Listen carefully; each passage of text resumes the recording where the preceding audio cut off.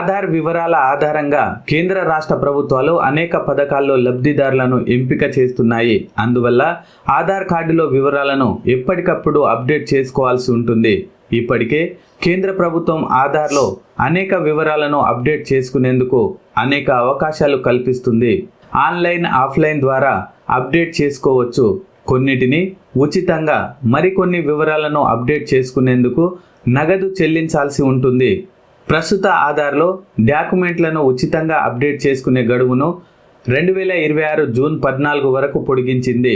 అయితే నవంబర్ 1 నుంచి ఆధార్ సంస్థ UIDAI unit identification authority of India కొన్ని మార్పులు చేయనుంది.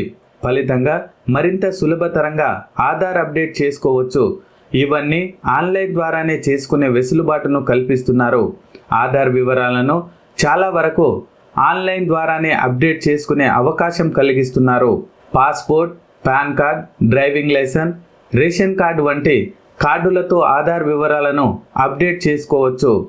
ఆన్లైన్లో పేరు, పుట్టిన తేదీ, మొబైల్ నెంబర్, అడ్రస్ను అప్డేట్ చేసుకోవచ్చు. అయితే ఐరిస్, వేలిముద్రల వంటి అప్డేట్ కోసం ఆధార్ సేవా కేంద్రాలకు వెళ్లాల్సి ఉంటుంది.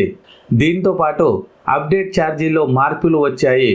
పేరు, ఫోన్ నెంబర్, అడ్రస్ను అప్డేట్ చేయాలంటే ₹75 చెల్లించాల్సి ఉంటుంది. అదే ఫోటో, ఐరిస్, వేలుముద్రలు అప్డేట్ కోసం ₹125 చెల్లించాల్సి ఉంటుంది. అయితే 5 నుంచి 7 సంవత్సరాలు, 15 నుంచి 17 సంవత్సరాల మధ్య ఉన్నవారు బయోమెట్రిక్ వివరాలను ఉచితంగానే అప్డేట్ చేసుకోవచ్చు. ప్రస్తుతం ఆన్లైన్లో డాక్యుమెంట్ అప్డేట్ను ఉచితంగా చేస్తుండగా జూన్ 14, 2026 తర్వాత ఇందుకోసం ₹75 చెల్లించాల్సి ఉంటుంది. ఆధార్ కార్డు, పాన్ లింక్ తప్పనిసరి చేయాల్సి ఉంటుంది. పాన్ కార్డు కలిగి ఉన్నవారు డిసెంబర్ 31, 2025 నాటికి తమ పాన్ కార్డును ఆధార్తో లింక్ చేసుకోవాల్సి ఉంటుంది.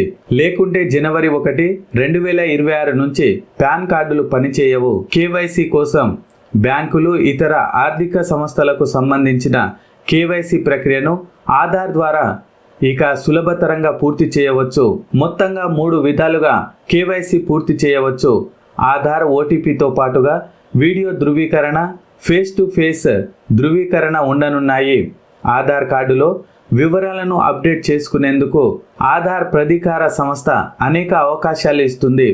ఇందులో భాగంగా ఇప్పటికే అనేక సార్లు గడువును పొడిగించింది. ప్రస్తుతం ఆన్లైన్ ద్వారా డాక్యుమెంట్లను ఉచితంగా అప్డేట్ చేసుకునే గడువు 2026 జూన్ 14 వరకు పొడిగించింది.